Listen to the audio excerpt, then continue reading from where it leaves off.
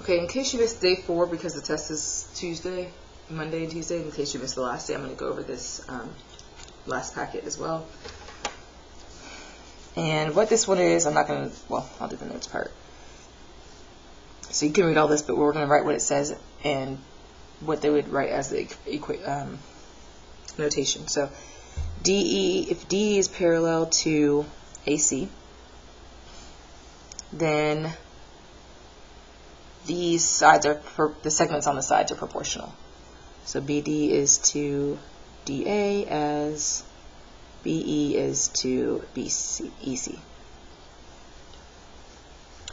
And the converse just changes this to be here and this to be here. So you can write that on your own. So what we're doing for these is setting up proportions.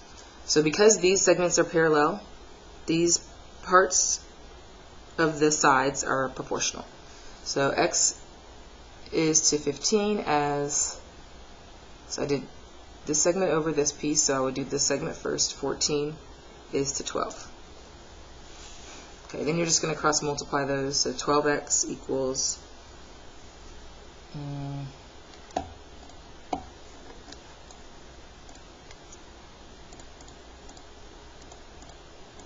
210. And dividing both sides by 12, we get 17.5. Okay, so when you cross multiply, you multiply these two numbers and put it on the right side of the equation. And you multiply these two numbers and you put it on the left side, and then you solve the algebra as if this was the initial equation. Okay. On number 3, because this 55 needs to be compared to the full length of this side, we would need to subtract and figure out what this little piece is first. So if this whole thing is 55 and this part is 45, this little piece is going to be 10. And now we can set proportion X is to 10 as 36 is to 45.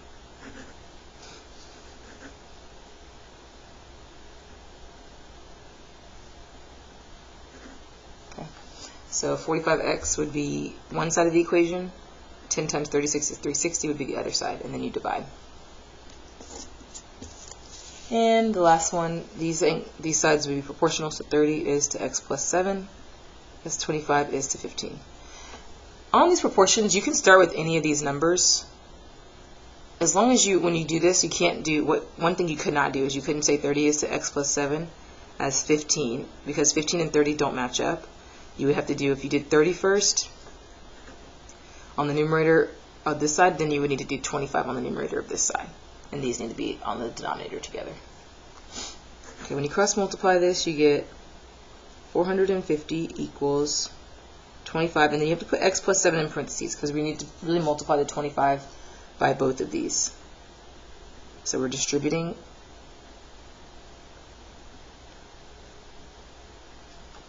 And then solving the algebra. Okay, so for my classes, I just told you don't have to actually solve all of these because there's a lot to set up. I just want to see the setup, and what I'm really checking for is that the two things that are going to get cross-multiplied are correct.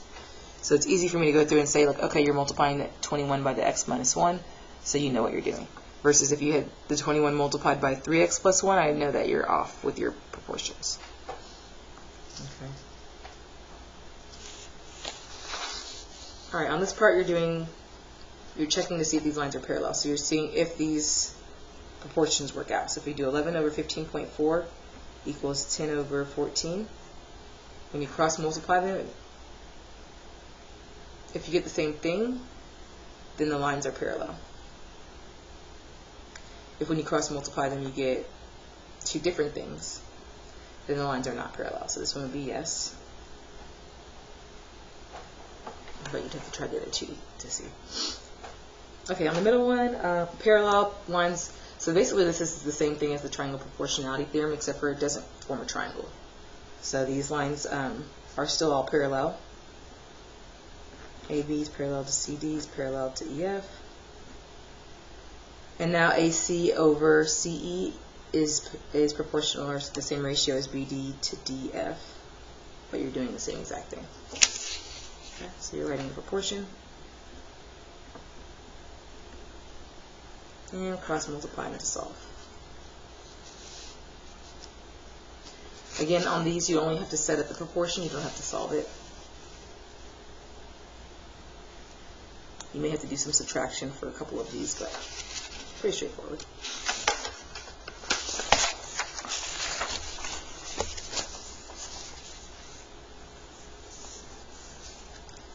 Similar triangles that have the altitude, the angle, bisectors, or medians drawn in also have the same ratio as the sides.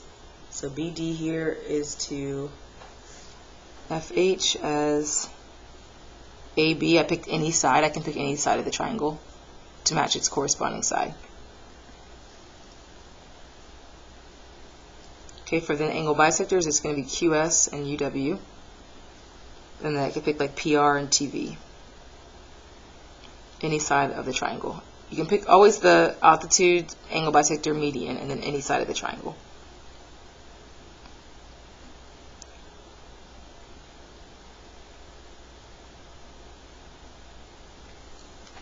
And you're setting up more proportions. So if you just do a couple of these,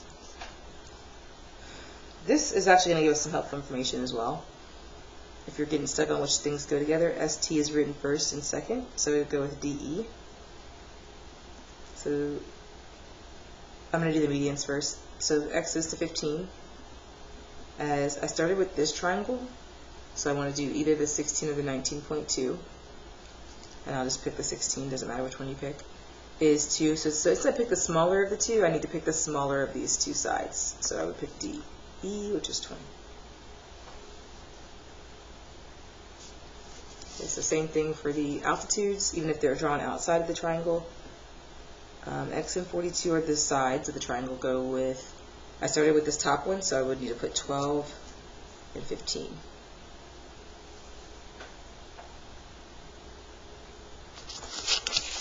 Okay, and then the triangle angle bisector theorem. The angle bisector is not a separate segment in the triangle, it's within the triangle, so this segment is to this as this segment is to this. So AB is to BC as AD is to DC. And if I did just a couple of these, 12 can go over the 4.8 or over the 18. But if I started with this side, I would do 4.8 over X. So really what I'm looking for is to see that you're cross multiplying the 18 times the 4.8. Even if you had done it as 12 over 4.8 equals, if you started with the 12, 18 over X, you'd still be cross multiplying the same thing. Okay, on this one down here, you want to write an expression for this in terms of X. So this is 12, and this whole thing is X, so it's X minus 12. But then you do the same thing. Alright, and then this last part I'm going to go over is 25% of the test, so there's a lot on these. It's not hard stuff, so small side plus medium side must be greater than the largest side. Okay. If the small side and the medium side aren't greater, then the triangle won't close. So let's say these are two sides of the triangle. I'm going to zoom out a little bit. So we have triangle, these are my two sides. If my last side is, let's say, this black line on my board, then, actually let me see something super long. Well, if I have two sides and my last side is like much longer than this, even if I stretch these all the way out to make a triangle, then it wouldn't close. So if my last side was like the length of this table, then I wouldn't have enough on these two sides, even if I stretch it out to reach. So the two smallest ones together have to be greater than that last one, or they won't reach it. Okay, but the work for it's pretty easy. You're just adding and adding the first two, and not first two, but the smallest two, the small and medium, and making sure it's bigger than 24. 25 is bigger than 24, so yes, this one would make the triangle. Okay. If I skip down to number 5, these two equal exactly 50, but this sign doesn't have a less than part. I mean, sorry, it doesn't have an equal to part. It's just got to be greater than, so this isn't not a true inequality, so this would be no.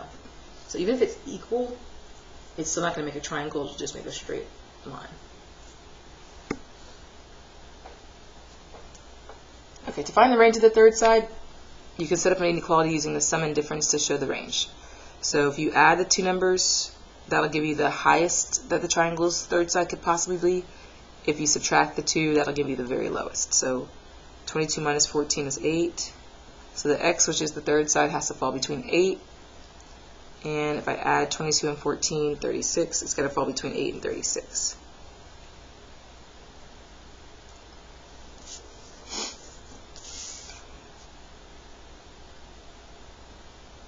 So if you do this one, 15 and 27, you're still doing the range like you did on the previous ones.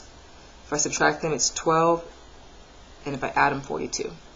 So then you're checking all the sides that fall in that range. So 12 is not in that range because 12 is equal to x. 12 is just has to be less than x, but it can't be. There's no equal to part. So you wouldn't check the 12, but 34 is in that range. 29 is between those two numbers. 18 is between those two, but 43 is not. Okay, so those would be the potential sides of the triangle. And then ordering the angles, the smallest angle is always across from the smallest side, and the largest angle is across from the longest side. So if we can identify the small, medium, and large side, the small side is this. The angle that's across from that would be, out of angles A, B, and C, would be angle A. Okay, so I'm sorry. You can pause it if you need to and copy those in. So the side that's across from BC is going to be the angle across from side BC is going to be angle A. The next smallest would be 10. So this side is across from angle C, would be the second smallest. And then the largest side is 13, so B would be the biggest angle.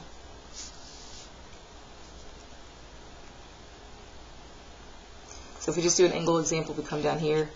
If I want to arrange these from least to greatest, the smallest side is this 17, so the angle across from that would be angle M. The next smallest side is 20, so the angle opposite that is angle P, which means angle N is the biggest. And then ordering of sides is the same thing. Shortest side is across from the smallest angle, and longest side is across from the largest angle. Okay, on these you have to do one step in finding F, or angle, the missing angle, because in order to compare all three, you need to know all three. So 145 is the total of these two, so this angle would be what?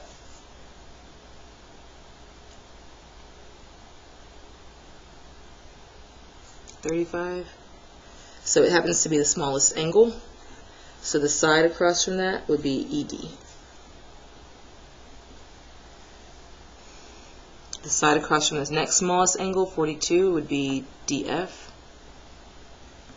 And the side across from the largest angle is EF. If you're not getting this from this, what you would want to do is arrange the angles in order from least to greatest. So F, and then E, and then D. And then the letter that's missing that's the side across from that. So F is missing an E and a D, so E and D would be the smallest side. E is missing an F and a D, so that would be the second smallest side. This is missing an E and F, so that's the longest side. Okay, so if we do number 5, we need to figure out what K is going to be. It's going to be 92. So if angle J is the smallest, then the smallest side should not have angle J in it. So it's going to be KL is the smallest. Across from the 57 would be this side, JK would be the second smallest, and the biggest side would be JL.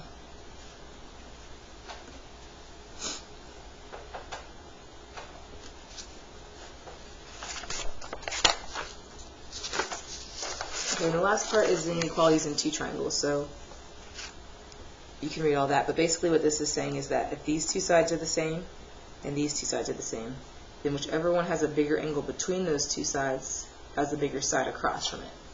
So like let's say this is 70 and 50, then this side has got to be greater because it's across from a bigger number. So if angle A is greater than angle D, the measure of angle A is greater than the measure of angle D, then BC's side is longer than EF.